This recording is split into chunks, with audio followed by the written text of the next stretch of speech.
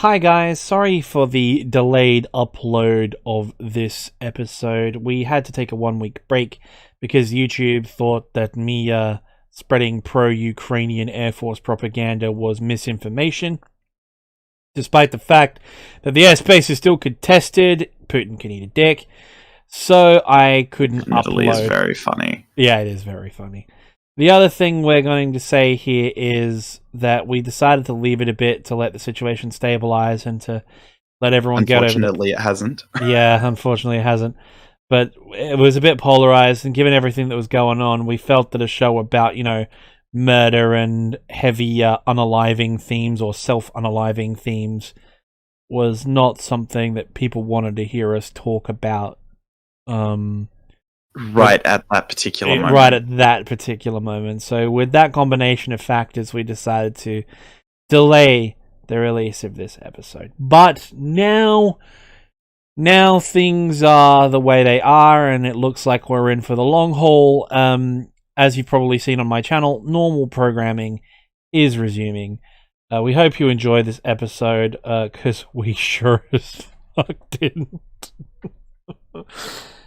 Have fun!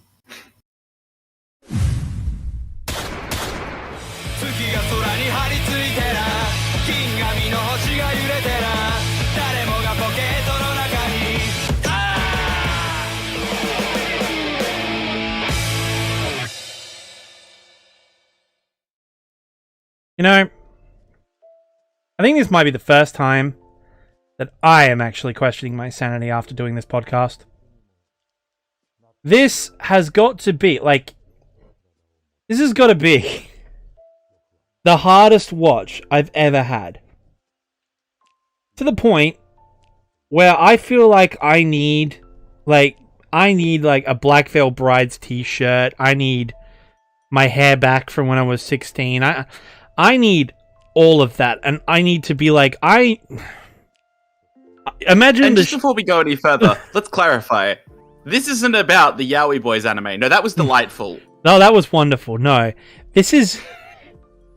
Imagine the sharpest katana you know. And then make it double-bladed.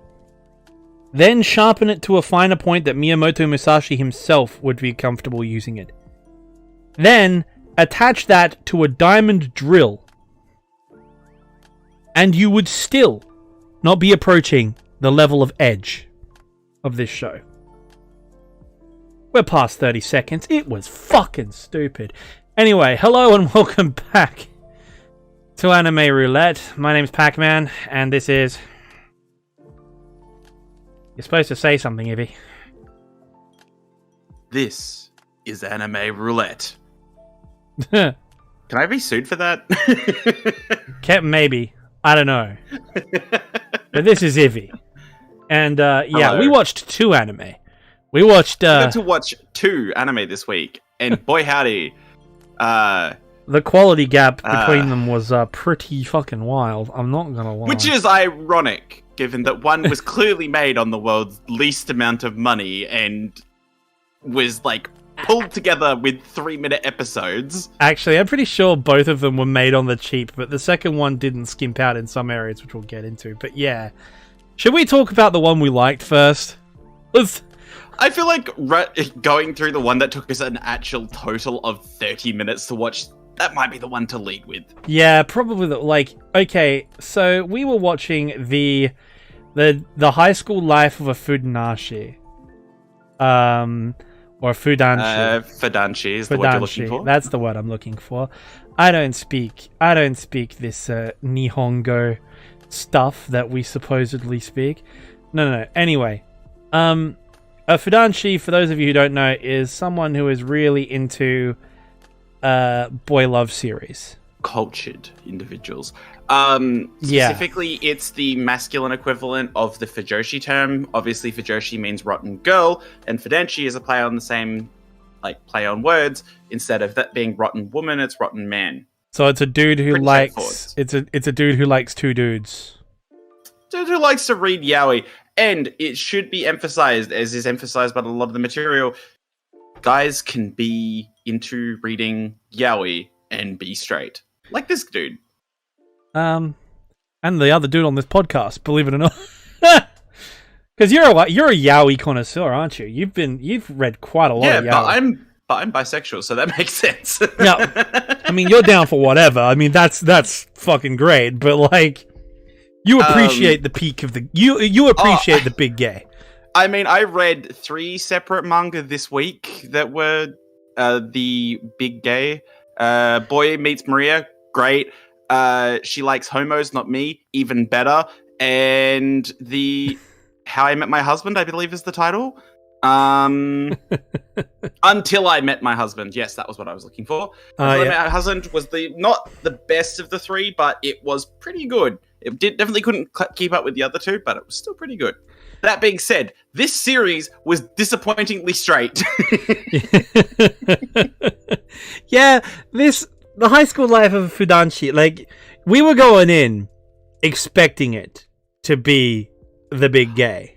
I went in full bore, super excited. I was like, I am going to see some dudes holding hands. I'm going to see some dudes doing the blush. I'm going to see some discussions of uke and seme. Well, I got one of those things, and it wasn't the holding hands. Well, yeah, kind of. There was those 2 dudes who were really gay together. I mean, yeah, there was a lot of gayness, but it wasn't centered around any of the main characters. The gayness was a backdrop, a tasteful amount of gay, if you will. It wasn't like, the whole point is the fact that the main character, Ryo, like, the main dude is as straight as I am. He's straighter than Hugh Hefner on a caffeine drip, right? But he loves boy love manga. He really loves them.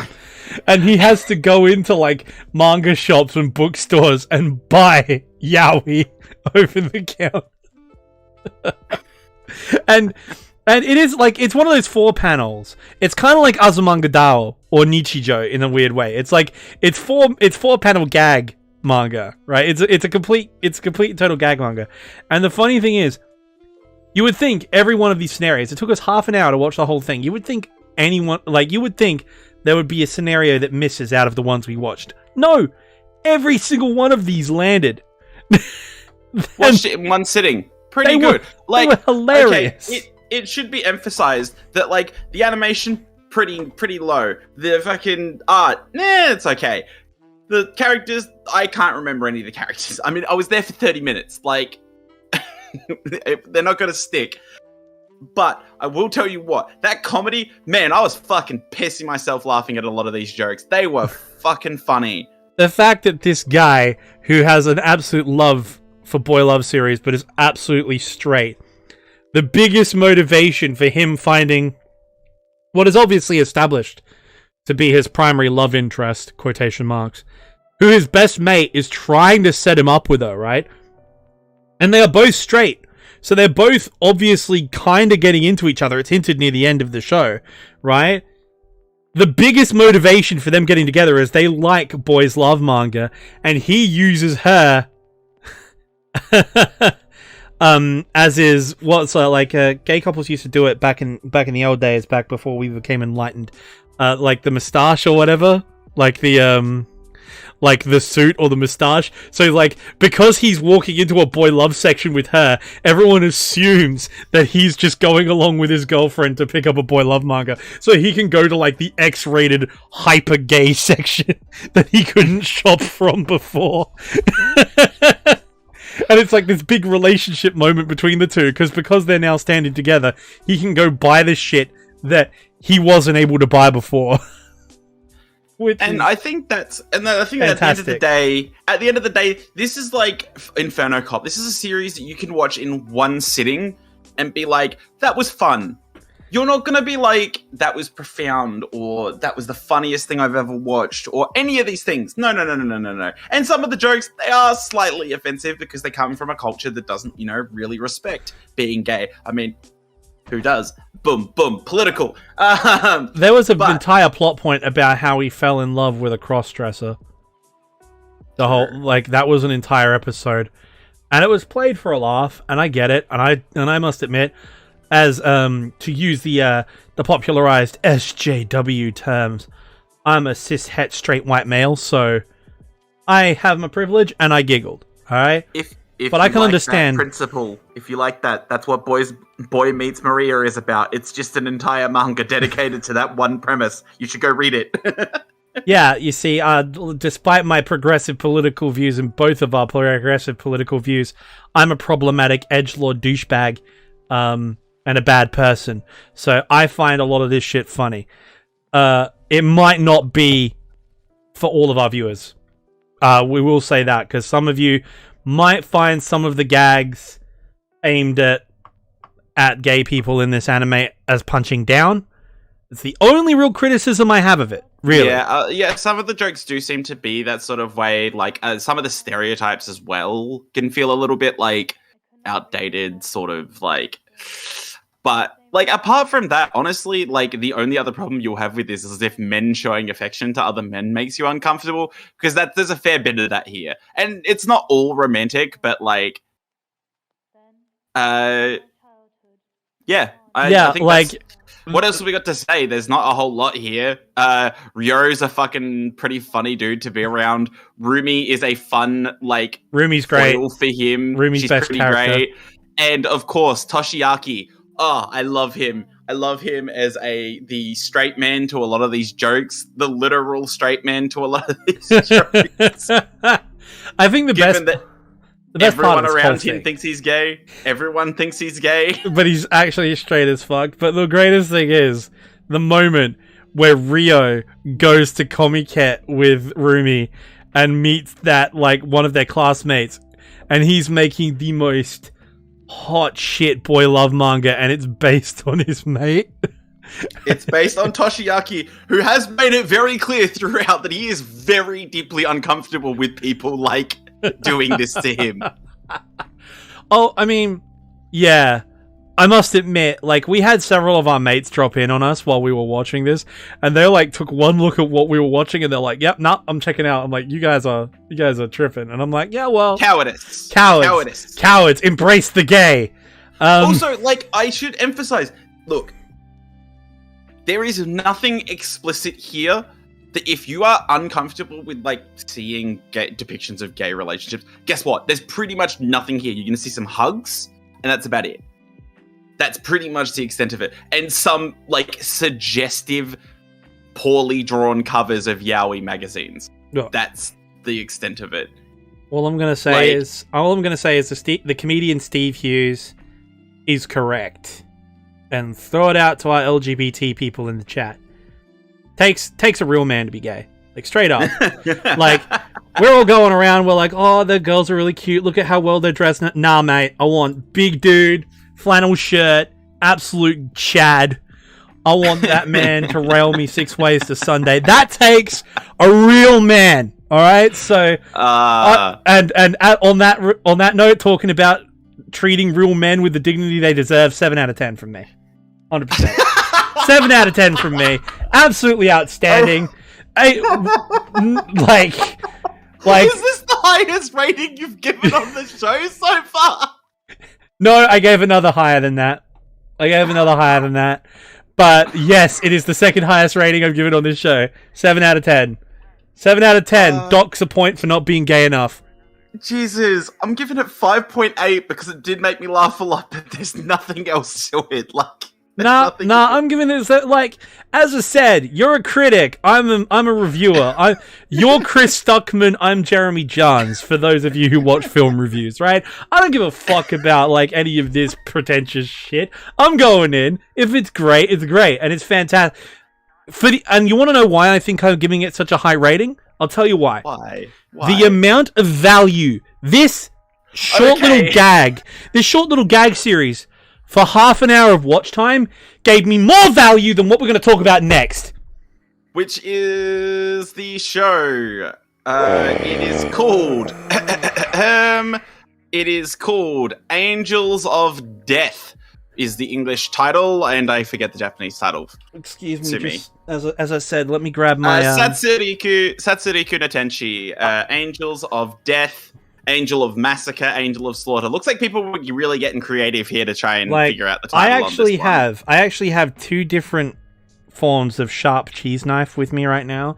I'm just going to start sharpening them right now, and as I said, I'm gonna need to go get my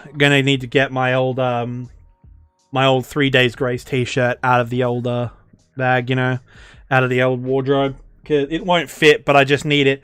Because all I'm gonna say is, like, if you Elfen Lied,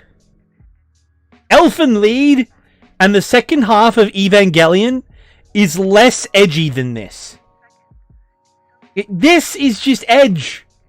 What's the old Facebook joke? All edge, no point. All right. Literally. I'm mad. Before we get all the way angry at this one, Satsuruku no Tenshi. It's a series about a blonde girl wakes up with not really a lot of memories going on in the basement of a building. She's got no clue why she's there, and then she's immediately attacked by a screaming psychopath with a scythe. Little do you know, this will be her best friend for the rest of the show, and he is by far the well-adjusted individual here. Look, this is a show about a mass-murdering psychopath who's covered in burns, covered in bandages, and also carries a scythe, literally evoking the Grim Reaper, though it's never actually said, though hinted at so overtly throughout the show. Like, just say it. We get it. You're hinting that he's not an angel, but he's not a devil. So what is he? He's an angel of death. Nice. Okay, title drop. Roll. No.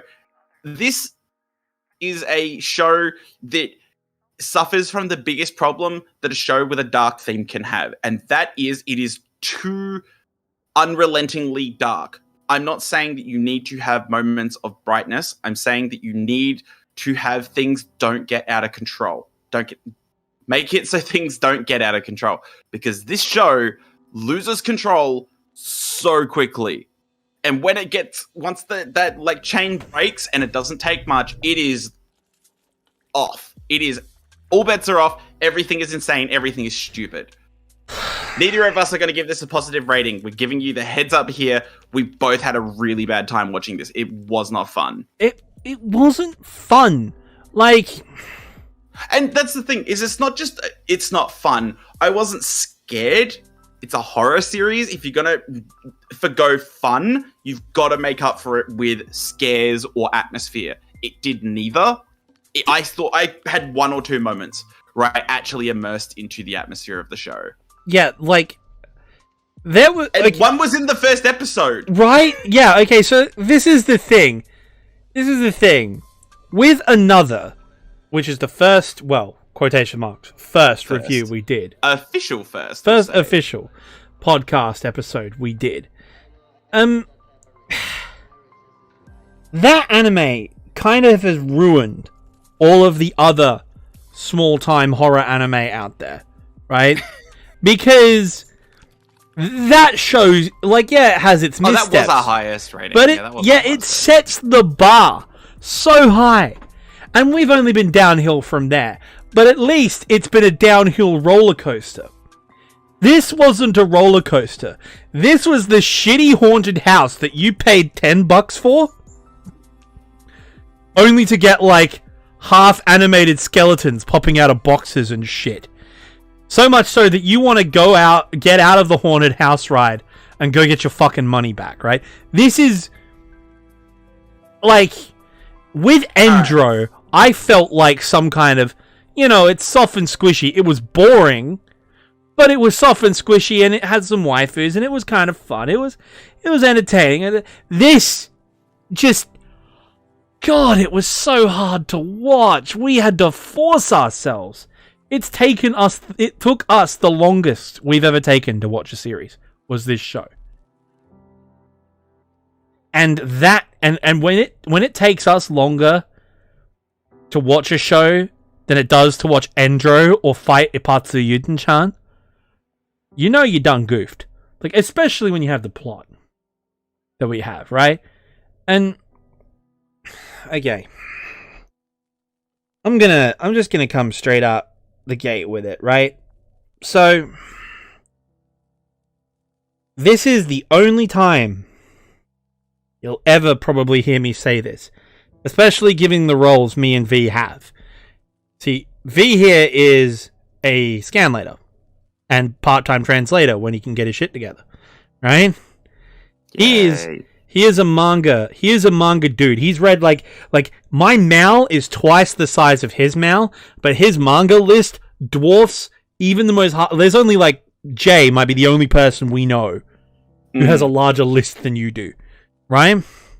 He has 486. Yeah, 486. He has like a similar length of manga entries as you, as well as 420 at least. Nice. 420 anime entries. Shout out to you, Jay. I know you're a listener. We love you. I miss you. I need to speak to you at some stage again. I haven't popped in. That's my bad. But yeah, like so this is a rare moment for me to say this because it's usually always the other way around. Watch the first episode of this just to get the idea. Put it down and go read the fucking manga. Because I'm telling you, as I was watching it, you can back me up. You were sitting with me watching it. I hadn't even seen any panels of the manga. I hadn't seen any panels. I did not know what it looked like in the manga at all. But I could tell by the way the story was structured and the way it was animated and the way it was going. I'm like, you know what, this would be a really killer fucking weekly manga to read. Because the way the story and the plot is set up, the way I described this anime by the end is, what did I describe it as? What was it? Freaking Saw meets Enter the Dragon. Right? Yeah. Like, it is literally Saw meets Enter the Dragon. They're climbing the pagoda from Enter the Dragon with the traps and the murderers from Saw. Right? It's what it is. Okay? And, yeah, so they have to climb up all the floors of this building to finally get out and escape. They're climbing up through the basements to get out and escape. It's going floor by floor. Sword Art Online, Enter the Dragon, whatever you want to call it, similar premise. They have to go and clear every single floor and get past whatever weirdo psychopath is on said floor and then get out, right? And of course it has a big twist, which we'll talk about later. So, anyway. I was looking at the way the episodes were set up, and I was looking at the way it was going, and I was like, you know what, this would be a great manga.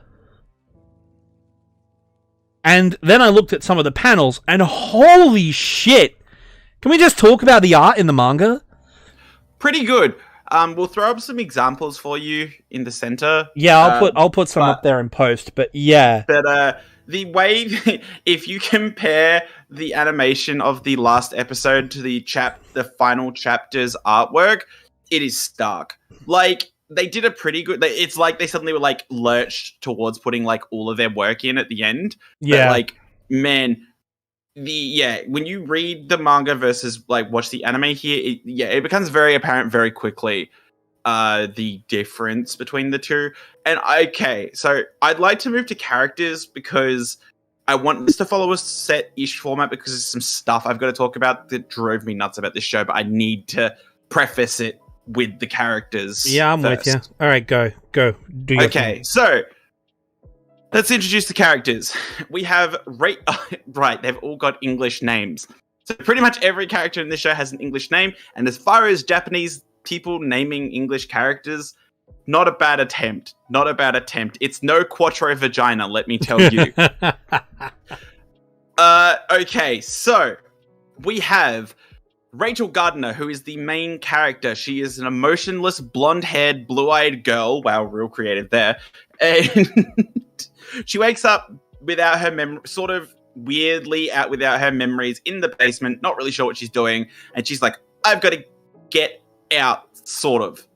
And she is chased by the individual known as Isaac Foster, who likes to be known as Zack, who is a scythe-wielding psychopath covered in bandages, burn scars, you name it. He is that guy. And he is also the award winner for Didn't Die from Blood Loss over, I think it was, 3 or 4 episodes? There was 3 episodes where he was hemorrhaging from a gut wound and didn't die. I'm sorry. Bleach who? Like, Bleach can't compete with that. That, like... I've commented in the past to people on the ridiculous amounts of blood loss suffered in Bleach, but Bleach has nothing on this. Literally open stomach wound, sitting on the floor, bleeding for days. No, for episodes. Like, it is bad. So, very small cast here. Very small cast. Like what? There's like six characters. Yeah. We have Edward Mason, a young boy who wears a bag on his head with little black eye holes and a smiley face, and a red scarf and overalls. He is a sort of cutesy little kid, except he really wants to murder Rachel and put her in a grave filled with flowers. He ends up getting killed by Zach. Yep. Then we meet... wait, shit, I've mentioned this in the wrong order. I forgot about the biggest dickhead in this show, Daniel Dickens. Bonus points for alliteration. Daniel Dickens, what a lad. Psychopathic doctor focused on... piece of shit! Like, psychopathic doctor focused on collecting people's eyes. And he just, like, kudos for the most persistent man. Like, he just keeps coming back. Like, he just keeps coming back. You Man think you wins get an him? award for, you really need to double tap this guy. Like, you need to make sure he's dead. Like, straight up. I don't even believe he's dead now. And After again, everything he went through, I don't believe that he's dead. I mean, right? yeah, he's supposed to have been, like, hashtag Crushed. spoilers. He's supposed to have been crushed by a collapsing building, but no. He probably survived that. Like, he survived getting scythed, like, through the neck and the chest, so, like, hey. So he got scythed through the neck and the chest first, which that doesn't... he's like, oh, I was wearing body armor, and it's like... bro, the body armor doesn't cover the neck, so no. Like, literally, his collarbone has been shattered by that blade, and he's just walking around like, oh, yes, this Kevlar protected me. I'm like... all according to Kaikaku. Oh, fuck. Then he gets shot. Doesn't kill him again. Then he continues to fuck with them. He gets shot 3 times with a fucking crossbow. Yeah. Just pulls them out. Doesn't immediately bleed to death. And then it gets crushed by rubble. I still don't believe he's dead, because if he went through all that stuff, what's to say he's dead now? Yeah, like, straight Nothing. up. Nothing. And again, like Zach, like, record holder for bleeding, like, at least 3/4 of a human's blood capacity, and still apparently is alive. He still has critical function. At least with the first one, not at least, but like, he does patch himself up. Canonically, in the story, they explain, yeah, he went to his medical supplies and patched himself up. Okay, that makes sense. But after that, what? No, like, they took his medical supplies away from him. How is he still going? Same way Zach is, apparently. These people are built of, like, fucking, I don't know, fucking whatever they make Australian milk crates out of. Because they're fucking built like a goddamn tank. Alright. They're a deadly weapon, as we know. Edward tries to kill Rachel, but Rachel has made a promise with Zach that Zach will kill her as long as she can get him out of the building. She fulfills her promise to Zach. They trap him, they kill him, and trap him inside the grave he made for her. Pretty nasty way to go. Yep. Then they meet Psycho Bitch. They meet Psycho, which is Catherine Ward. Catherine Ward is a blonde, pink, red hair lady. A nice little faded tone. Got the Nezuko fade going on. Fade? Gradient? That's the word I was looking for. Gradient. There you go. She's got the gradient going through her. I was like, that's not a phase. What a fade? What am I talking about? She is a prison warden, because this show is an equal opportunity employer for bullshit crazy people. She runs a prison that is apparently just full of people that she's torturing for being criminals. The main cast go through a bunch of trials? Yeah, like tests. Like, again, it's sore. And they're all purposely designed to trigger Zach's PTSD. Yeah, basically escalating, making things worse and worse for this guy, right? Like, and to the point that eventually he ends up having to take a drug that for some reason makes him want to kill Rachel. Which she doesn't give a shit about, because she wants to die anyway, but like... Which she's like, no, you have to kill me once we're out of the building, otherwise it doesn't count. And so she fights Catherine. Catherine gets shot, then Zach stabs her, not before he slices himself open with his own scythe. This causes his grievous gut wound that, again, should have killed any normal person, but this man has all the blood in the world and is apparently plugged into all of the world's blood banks. This leads to Gray Abraham's introductions. You're forgetting the point where Rachel gatted that bitch. Like, straight up, whipped out the glizzy, whipped out the Glock, and just fucking sent it. Yeah, this also leads us to the problematic issue of what the fuck is in Rachel's purse? Apparently everything. We called it the bag of holding, didn't we? Because she, like, keeps everything. The purse of holding. The purse of holding. Plus 30 to carrying capacity. Jesus. Like, the amount of stuff she just pulls out of that thing, and you're just like, what? And some of it ends up making sense and being kind of, like, I guess, not MacGuffin, I guess, like a Chekhov's gun, sort of. Quite literally a Chekhov's gun. Literally a Chekhov's gun, actually, for that matter, because when she draws the gun, it's like, why has she got a gun? And why is it not full of bullets? Why has it not got a full clip? Which you pointed out. You were like, she has a that's Glock. Not a full clip. She has a Glock. She's got I'm not sure. I'm a bit unfamiliar. I don't carry because I live in Australia, obviously. But I know that you can get mag capacity of like 12 rounds, 12, 13 rounds, like 12, one in the chamber, right? You can get lots of ammo, lots of 9mm into a Glock, like plenty. 9mm for days, and she only has 3 rounds in the magazine. To be fair, I feel like that's meant to be part of like the foreshadowing for the eventual reveal about Rachel down the line. Yeah, I might be the case. Yeah, or it could just be that the writers, animators, storyboarders, etc. didn't. I counted 3 rounds expended. I counted 3 rounds, and like she was out of ammo. I'm like. And there's going to be hand wave. Oh, she fired the rest at the other zombies. Because, by the way, those people that this prison warden chick tortured have become zombies because you need zombies in a horror anime. Because, of course, you do. I hate this show. Why don't you talk about the thing that annoyed you most from the Catherine episodes while we're here? Okay. This is me being a nerdy, let's be frank, autistic piece of shit. But I'll be honest here. Throughout all of Catherine's setups, she has like miniguns in every room, like rotary barreled miniguns in every room, so she can kill anybody at any time if she wants to. She doesn't because she likes torturing them, but she can kill everyone if she wants to. The sound department, when she's firing the guns, the sound department give her a recoil-operated machine gun sound. It's like a chicka chicka chicka chicka chicka chicka chicka chicka chicka noise. But she has like rotary barreled weapons, so they'd be like noise. And every time I saw it, like something just flicked in my nerd brain. Like every time I saw those guns fire and I heard the sound, it irritated me, like to an uncomfortable degree. Right, like. You hear it in a shit game and you're like, or a really shit anime, and you're like, oh yeah, budget, whatever. But like I've watched some really good anime in recent times, like 86 for example. Like the gun sounds in 86. Mwah! Right? Better show, go watch that. But like like it's just and the sound design for this whole show. Alright? I'm gonna as Screwface John would say, I'm going to keep it real tall. Okay?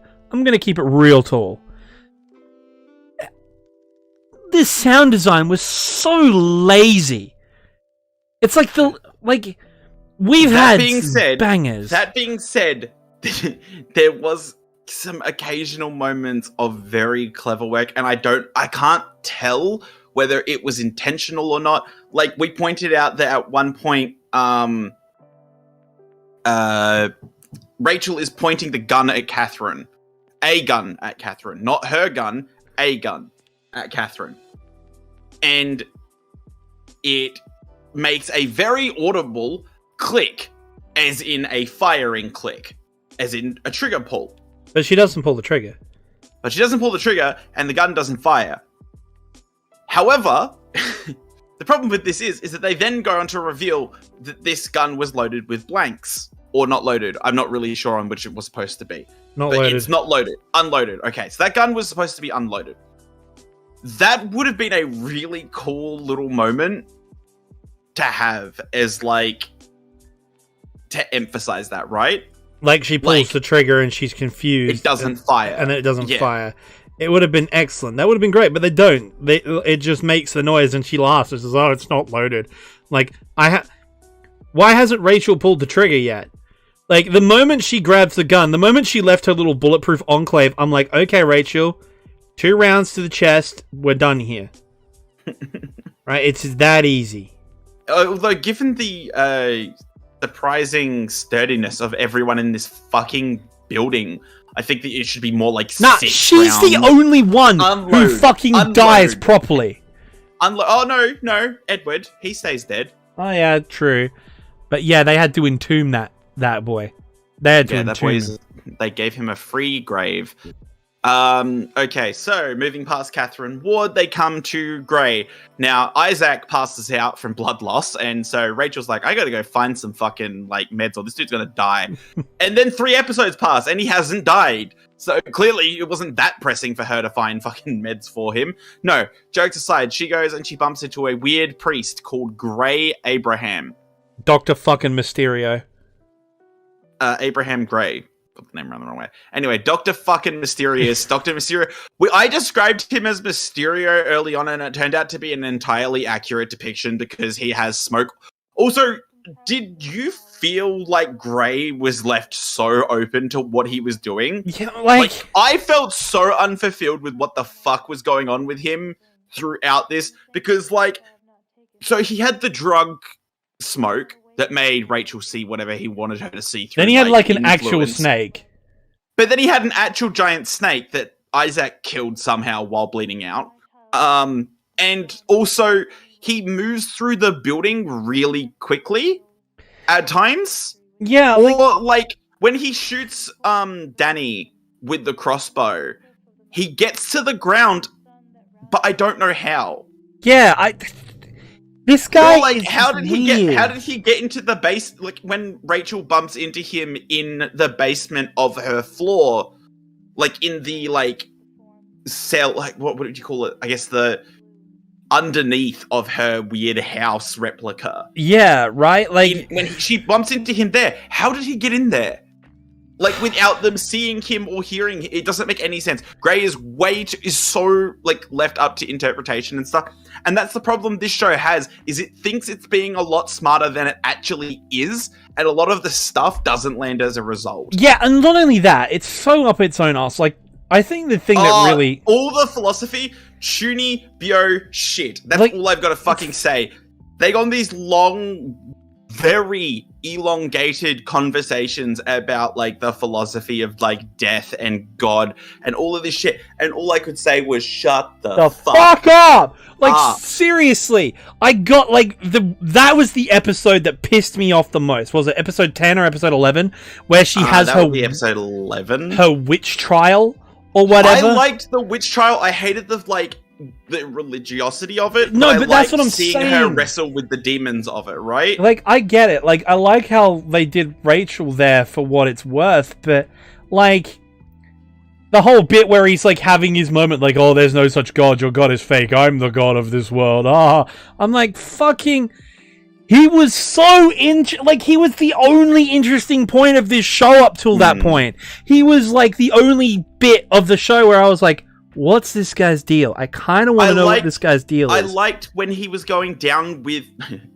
he was going down through the basement, like going down... And that's something I liked about this, is that it didn't necessarily follow the linear format. That was one thing that I thought really stood out here, was that they go up and down quite a bit, especially near the end. They are running up and down this fucking building at the end of the show. They're like, all right, back down to the level 6. All the way back up to level 1. Actually, all right, go back down to level 5. That's actually... Forget this. Forget the manga. Forget this. Somebody make a fucking action-adventure game instead. That already exists. That's what this is based on. Oh, really? Now it makes much more sense. Now it all makes sense. Like, Like, this is Elfen Lied meets Persona 5 with 1/10 the quality or character. And also, it kind of feels at times a bit like Danganronpa. Yeah. Times. Again, but something that is weird. 10 times worth your time, and that's not even particularly good to start with. So the best part of Grey's character is there's this section where, and this does tie into what I just said I hated, but I kind of liked how this worked. But basically, Grey goes to Rachel and says, I will take you down to Danny's medical supply. That way, but on the way, I've got questions for you. And she's like, fucking whatever. I just need to help Zach.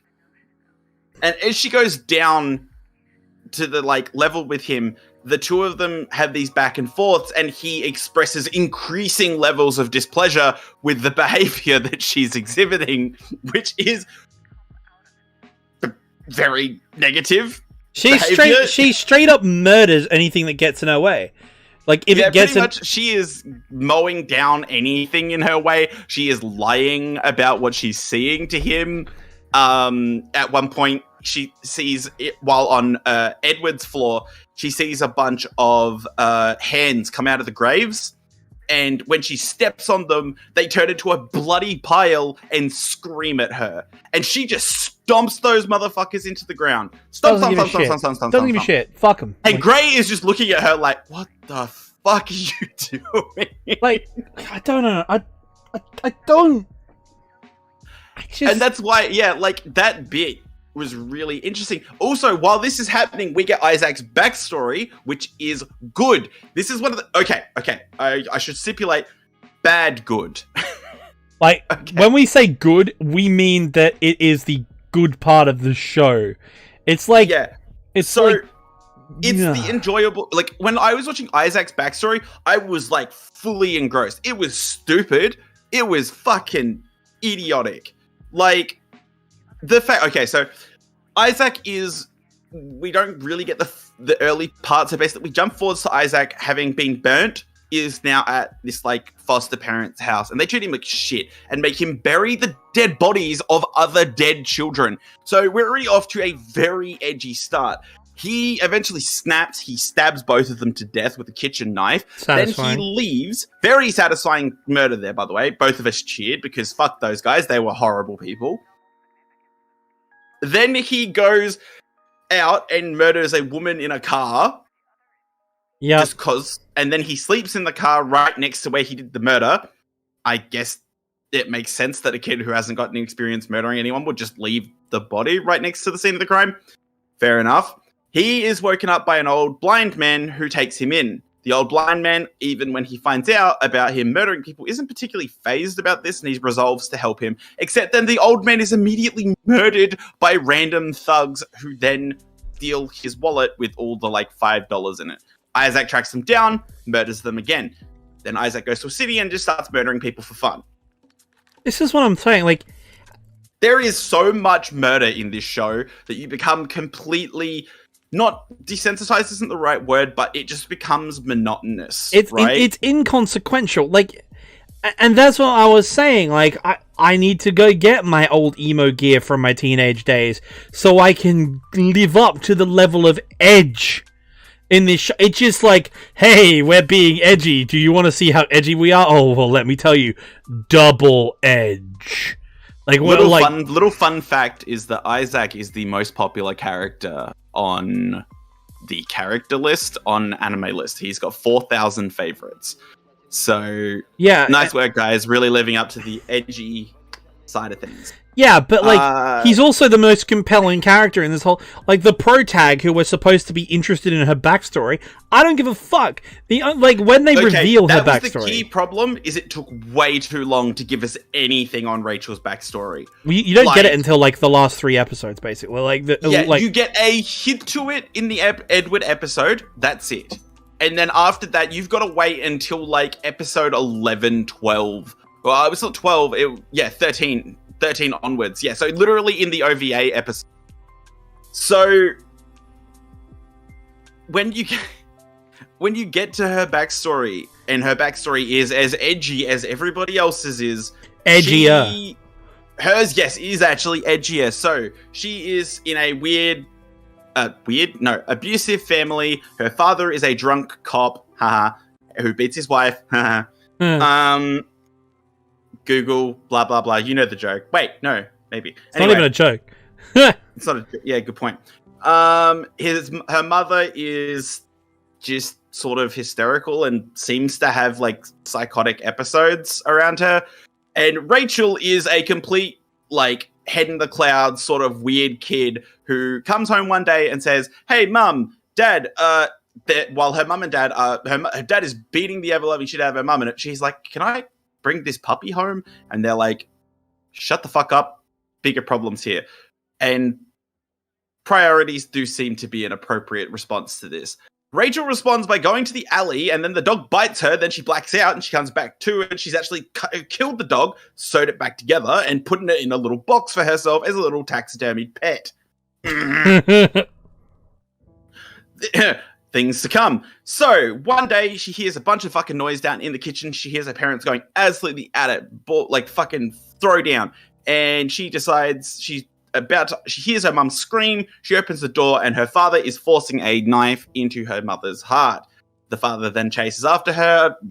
I guess And we're back. NBN. And we're back. NBN, as promised by the Australian Liberal Party, the best political party that absolutely gets everything right and would never fuck up a multi-billion-dollar infrastructure project. Great work, guys. Great work. Wonderful. How's that working out for you? Brilliant. Penny pinching really worked out for you. Yeah, really worked. Like, hey, let's bolt 21st century technology onto 19th century technology. That is going to go really well. Anyway. Okay, so picking up from where we got disconnected, the father then chases the Rachel through the house, trying to kill her. Rachel responds by shooting him, I think, 5 times in the chest. Yeah. Solid. Just fucking gats him. Bang, bang. Oh, like, that's where the gun. Yeah. It should still have more ammo. No, well, because like she's okay. Well, hold that thought till we get to it in a second. Rachel then stitches her mum and father together and then lives out her perfect family life with the also taxidermy dog up until the neighbors get a bit weirded out and call the cops, and everyone is horrified to find this young girl playing with stitched together parents, of which one of them has a fucking teddy bear arm. I think that was the implication there. That she had stitched a teddy bear arm onto him. Oh, like, it's just like, hey, you want to know what's edgy? This. Like... Okay, so this brings us to, like, we've got to talk about it, right? The confusing part is the tower. Yeah, like, what's the point? Like... It doesn't have a point. Like, it really doesn't. I'm trying to understand the purpose of this tower. Like, I could understand it if for some reason they built the tower, like, the basement tower thing around, like, locking up Rei in a way that she needed to be. Right? Like, all of this would be easier if you just shot all the people in this building. Like, this would, like, this whole thing, it's as I said, it's kind of like Jigsaw, you know what I mean? Like, this whole thing is way more convoluted than it needs to be. Yeah, there's got to be simpler ways to do this, right? Like, like, they try to rehabilitate Rei. So Gray is to clarify, Gray is the one who makes the rules for the experiment building. Yeah. And he was the one who made her become a sacrifice. I'm still unclear on what that meant. Sacrifice for what? Well, that's what it's referred to as on, like, the material, but, like... And also, like, it's just this massive plot hole that no one actually deems good enough to explain. They could have taken the time to explain it a bit more...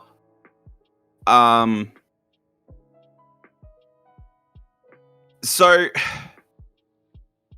the way it's explained is that, like, because Rei developed a faith in God, she became the criteria for a sacrifice, then she was sent to B7, which is the bottom floor, as the sacrifice, hoping that she would return to herself and become the floor master again of B1. Yeah, she's apparently the key to this whole building, and she's the goddess of death, responsible for all of this. So we would have missed this because it was a listening moment, but there's an announcement early on that the girl on the bottom floor is hereby a sacrifice, and for the floor masters to make preparations. So basically, yeah. It just, like, this whole thing, like, we don't find out why all of this is a thing. It feels like the anime didn't really convey this very well. Like, I wasn't as, like, an over attention to detail here, but, like, it felt like a lot of stuff was so lost in these long conversations that, like, it just sort of flew by, right? And of course, there's the ending, which is, of course, they get out. Which, by the way, best part of the show. Would you agree? Yeah, I'd say, like, that escape sequence is pretty cool. It's the only good part of the show. Although I did lose my shit that Isaac can apparently cut. Like, it does break, but he cuts through multiple boulders in iron with an iron scythe. Yeah, no. That is one sharp blade. And if it was that sharp before, how did he not cut it? 1,000 times folded steel.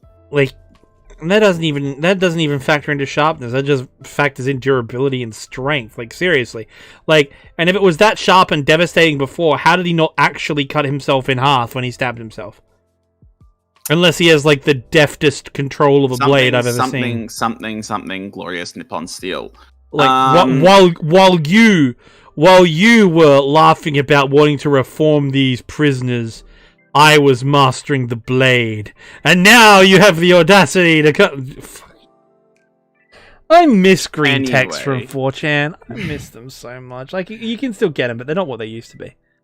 Anyway, nostalgia aside, so that leads us to the end of the characters section. Well, that was really fucking long. That was really fucking long. They killed themselves at the end, by the way. Yes, sort of. Kind of implied, yeah, I guess. Jumping out of a third floor window, you're gonna need to do a lot better than that. No, Zack kills her and then he jumps out of a window. I don't know if he lived or not. We'll I guess. They jumped out together, and the implication was that Zack was going to kill her, but it's left open-ended because, they're in love. They're in fucked up love, kind of going on. What the fuck? Together in the afterlife. I fucking look. This plot's a mess. I guess, like, from the perspective of Zack as the Grim Reaper, him running away with her into the night kind of fulfills the idea of a Grim taking someone in their sleep. If you get what I mean. I mean... Him, like, he literally has his a new scythe, that whole thing, you know. Alright. So... like, that's plot and characters. We've done plot and characters here. Quite nice because the story follows such a linear progression that we can explain it like that. Obviously, Danny gets killed. Zack gets arrested by the cops. Zack breaks out. Zack then takes her. They both die. Blah, blah, blah. Who cares? Nobody. Look, at the end, it went for this, like, profound ending, but I was like, these people have both murdered a shitload of people. She's murdered way more than just her family now. She's apparently been murdering people in the experimental tower, just cause. Which also has a self-destruct sequence. Because apparently doing the murder tower is looked down upon. Because you have to have one. I mean, self-destruct sequence initiated. Alrighty. So what did you want to go on after your character rant, Ivy? What did you want to talk about? I wanted to talk about the fact that these characters are cartoonish. The problem is this show takes itself very seriously. Yeah. And these characters aren't strong enough for that because Rachel, up until the last few episodes, has no dimensions to her character. She's just a depressed, quiet person. There's nothing going on with her at all. She just wants to die. That's it. That's all you get. She has less dimensions than the 2D paper she's printed on. And then that's you've got Zach, who just wants to kill people. You've got Edward, who just wants to put her in a grave. You've got Danny, who wants her eyes. You've got the priest, who fuck knows what he fucking wants. he also thinks he's God. And he burns to death. Yeah, like, this is the thing, right? Also, Danny also got his burns because a dude poured gasoline all over him and then lit him on fire. Just and then Danny killed him by hugging him. You mean that's Zach, and that's Zach who does that, and like, yeah, Zach again. does that. Also, Danny's mother killed herself because of his fake eye. Yeah, like again, every 5 seconds with this show. Hey, you thought we were being edgy? Well, let's get edgier. What if we took it a step further? Yes. Hello, Dad. Yes, I am. Edit this out. Should be working. This video is Yeah, brought it's to working. Episode. Give it a try. Should be working now. Two interruptions in one stream. Like, that's fucking crazy. Alright, do you want to count it down? But yeah, like, every time you think, it's just like, hey, could this be edgier? It's like, well, hold my drink, young sir, because I'm gonna get darker. And you're just like, you're right, there's no spring, there's no bounce, there's no whiplash to bring you back to... Also, I feel like this is probably something that the manga deals with in a way that, like, I feel like we didn't get any backstory on any of these characters. Like, none at all. Because I'm looking at the wiki and there's backstory, and I'm like, I don't remember seeing any of this. No, there was none of it. None of it. Like Edward didn't have any, Catherine didn't have any, fucking Grey definitely didn't have any. I don't... Honestly, as much as it hurts my brain to say this, if they'd actually taken the time and done this smart and done this as a 2-core 24 and added all that backstory back in, and bring Rachel's backstory like in and around episode 3 in little chunks instead of leaving it right to the end, then maybe they could have salvaged something. But the story writing in this, like, I'm glad I picked up that it's like a better as a manga and like an actual action adventure game, because quite frankly, as an anime, this does not work. It just doesn't work at all. Like, I don't know. I don't know what they were like. Like, as I said, go play the game, go read the manga. Just can we? But I'm sure that they fit better. I will say this though: can we just appreciate the small victories of this show? That being, again, like we said with Valkyrie Drive, Valkyrie Drive did not deserve the budget it had, right? I know why the animation in this show wasn't up to scratch and why the character designs weren't up to scratch and everything. It's because they blew all their money on the voice actors. And that is absolutely something we do have to absolutely highlight here, because holy shit, the voice acting on some of these characters, fucking good bloody work. Like Zach is played by the same voice actor who does Bakugo in My Hero Academia. Nobuhiko Okamoto. Yeah, and he knocks this out of the park so hard. His performance carries a good, say, 60% of this show. Like, this man is going to need spinal reconstruction surgery. Because in like half the anime I've seen him show up in the low budget stuff, he's carried. He is carried so hard. He's that one boy on your COD team who just gets like 33 and 4. Right? Like, he is just carrying.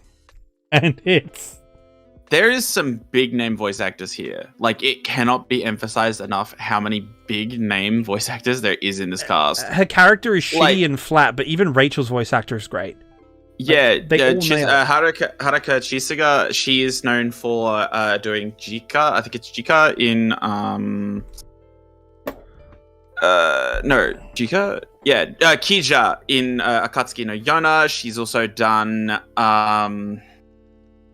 Wari no Seraph. She was Michaela in that.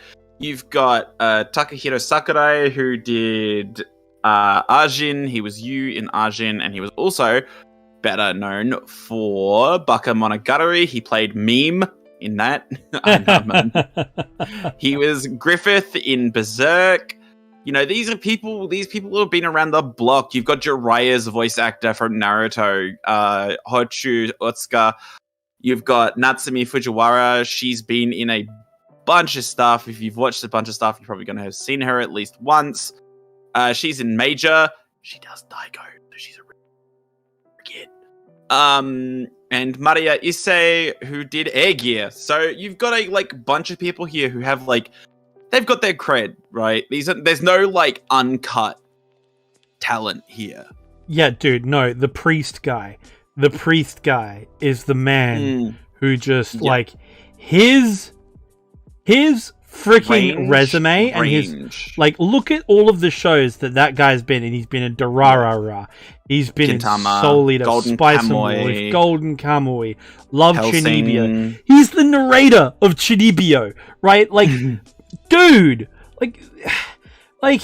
Restaurant in Another World, shit, but guess he's the master in Zombieland Saga.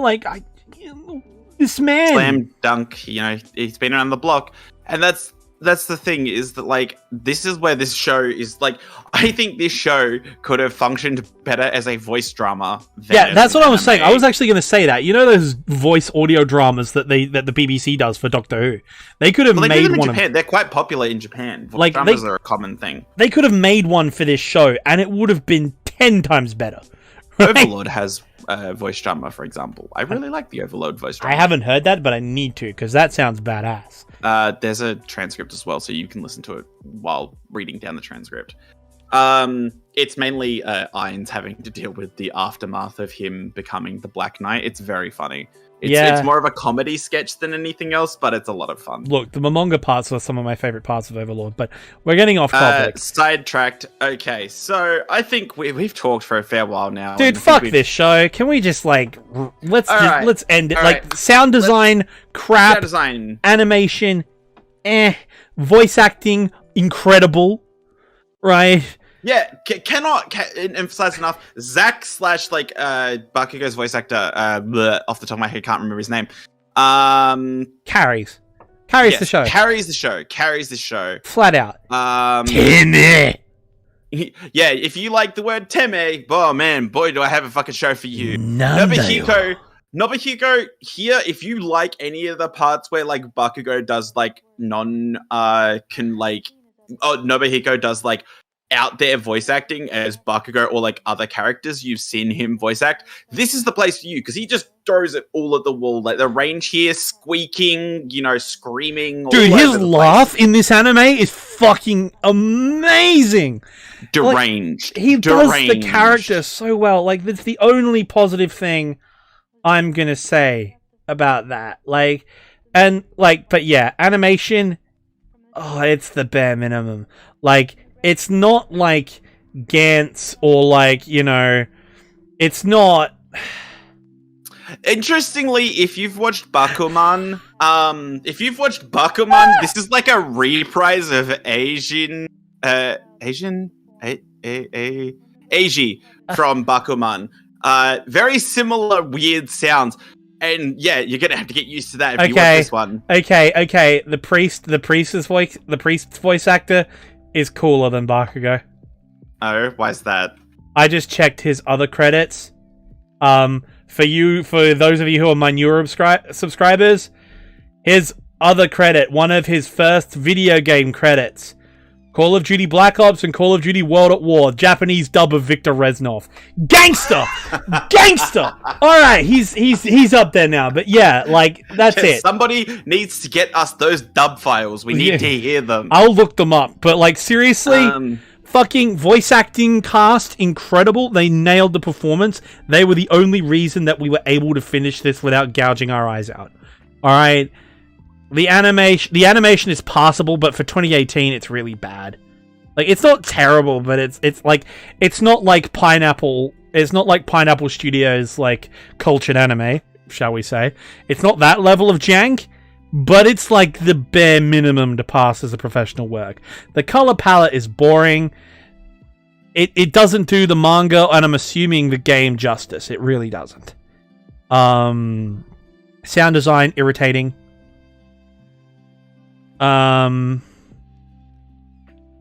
Also, just again, I'm going to go back to this voice actor for the priest. Just found out something else cool about him. He's the primary dub actor for whenever they need Jeff Goldblum dubbed in Japanese. But yeah, beautiful. But yeah, I think that's a good note to give our scores. Yeah, take it away, my friend. Hit it with all you got. For the first time in this podcast, it looks like Ivy is going to score higher than me. From Pac-Man, I give Angels of Death 3 out of 10. 3 out of 10. 3 out of 10. Now, I'm going to say, actually, I'm going to use your scoring system. I'm rounding down. It's like a 3.8. The only reason it's got that 0.8 is because of the voice actors. The voice actors carrying this. The voice actors carry. They actually, you know what? I'm not even going to say that. It's got a 1.5 from the voice actors, right? If it wasn't for them, this would be a similar score to an anime which we'll release for a bonus episode called Evil or Live, or damn, that bad. The other thing that you subjected me to, Konbini Kareshi. Right? I am just saying this straight out. Konbini Kareshi is the greatest anime ever made. As someone, on my Mal right now, it is ranked alongside Eromanga Sensei. Ooh. Do I need to say anything? And I kind of feel bad for putting it there, but at the same time, I have even Endro, even Fight Ipatsu Yuden-chan, which has the same score of 3. I did not want to bail early on any of these shows. In fact, I was originally planning to bail early on this one. I was going to watch up to the end of the series, except the OVAs, and read the summary. But no, I pushed through and watched it. And honestly, I wish I hadn't.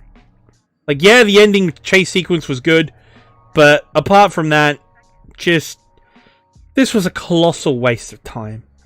This isn't funny and bad. It's just edge, depression, edge. Right? It has no waifus, it has no comedy. It's literally just one depressing dumpster fire with its only redeeming quality being that the Japanese voice cast are fucking amazing. Everything else, nah.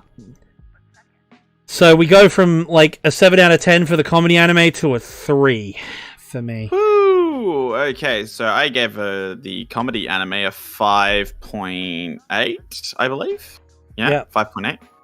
5.8, so 58 out of 100. I am giving Satsuruku no Tenshi, which, while technically better and looks better, I'm giving it 45 for the story. I'm giving the characters a 25. They're shit. I'm giving the visuals a 60. And I'm giving my enjoyment a 45 as well. That brings us to an average of 43% or 43 out of 100. You're a 4. I'm ranked at 3. You rank at 4. It's happened. 4.3 and 3.8 is our actual ranking. So it's still similar. But for the first time on this podcast, I am lower. This show was just... Because... And you want to know what I think the biggest problem is, Ivy? The biggest problem is, unlike Endro and Fight Ipatsu Yuden-chan and stuff, because of its darkness, because of its depressing content, because of its pseudo-philosophical bullshit, we aren't even able to joke or make fun about it. It's just annoying. And I'm trying to think, because the problem is, and this is something I wanted to talk about, so I'm going to use my conclusion, I guess, to talk about it, is this is something I've talked about before, and I said it before, is that when you bring themes into a show, and you want to talk about them, and you want to do these cool things, you want to do unreliable narrator. Rachel is an unreliable narrator consistently throughout this story. We really don't know what's going on, because she is so incapable of telling the audience, and by extension, Zach, the truth. And I like that trope normally, but here it was drawn out so far that it was hard. It's also that you have to like tease the audience with the fact that she might not be telling the truth in a bigger way, right? You need glimpses that it might not be her events. The details you're getting aren't the way forwards, right? Or they're not the truth. And it's the same thing for these themes. Like, you've got these themes of like these themes are like, oh, friendship in darkness, right? Like unlikely friendships and stuff. And it's like, okay, sure, they're both mass murdering, like bloodthirsty monsters who had this weird romantic kind of relationship, and they're sort of like weird soulmates, but like that's it. It's like as deep as a puddle. There's nothing to that. Like, the way it's portrayed, it's never explored in any meaningful sense. Like, oh, I didn't have anyone else or any of this stuff. Like, Zach vaguely alludes to this a few times, and it's sort of like twisted in. But at the end of the day, do you feel like that gave you any more, like, did that give us any more insight into this story? Not really. It didn't make the characters more sympathetic because both of them are shown to just be the psychopaths, right? Yeah. Anyway, is it my turn to roll or is it yours? I have no idea, so I say you roll. I've got the stream up, so I guess I'll roll. Alright, ladies and gentlemen, it's time. I am streaming my screen to Ivy here, and we are going to roll our next anime. So episodes 1 to 26, PG rating and higher, score range from 1 to 10, year range from 1970 to 2021. I wouldn't mind watching something retro. Sure. Yeah, I'd like, give us something old, random, right? Give us something good. Hit us with an 80s. Hit us with an 80s. Let's go. Generate a single random anime. And here we go. Are you shitting me? Oh, are we actually do we actually have We're doing this. Oh god. Fuck. Oh, alright, because apparently the random anime generator has a sense of humor. We will be watching Arihurata Shokugyo Desekai Saikyo, aka one of the worst adaptations of a manga. That means I am not only going to watch the anime, I'm also going to read the fucking manga again in order to do comparisons and say fuck you to this show. I will do that for this purpose. Holy shit, this is so funny because Pac has never had to endure this. Pac has never had to see the work of art and bad that is this show. I am so excited. Oh, I know. The thing is, it's kind of like the modern... It's not as bad, of course, but it's like the modern equivalent of school... It's like the equivalent of school days in the isekai world at the moment, where everyone's like, this show is bad. And that's the funny thing, is that, like, the manga is stereotypical, it's cliche, it's, like, got all the fucking things. And you know what? I fucking love reading the manga. Not because it's good, but because it's the kind of... It doesn't take itself seriously. It is just over the top. It is silly. It's edgy for a while, and then it just becomes, like, a weird sort of, like, fantasy comedy. And this show does not do it justice. And I'm excited to literally break down for the audience how badly it fucks up, because I will be collecting panels for us to put in as comparisons. Why are we watching Arifureta? 13 episodes. Let's fucking go. Oh, at least it's not a 24, but fuck. This Arifureta is like illegal in some countries. Yeah. Tags are action, adventure, fantasy, harem, isekai, psychology. Hang on, is this... No. Actually, it might be. Is this our first isekai? This is our first isekai. It is our first isekai. Holy shit! Wow, a milestone. It couldn't be better. It couldn't be a better choice for first isekai. I think you should read the manga as a little bit of the... Well, oh no, I already I have read a little bit of the manga because you made me remember, and true. The art was incredible. You should read the first 5 chapters as well as watching this week's 13, because we've got a lot less to watch this week in comparison to this week. Yeah, that, and I have a feeling that this, despite its shittiness, will be more fun to watch than whatever the piece of garbage that we watched before was. Man. As you can tell, Pac-Man's psychology has not dealt well with Angels of Death. But we're now going to watch Arifueta. And it's going to be fun! Not really. Oh, not really. It's bad. The animes are fucking disgrace. Okay, I've been Pac-Man.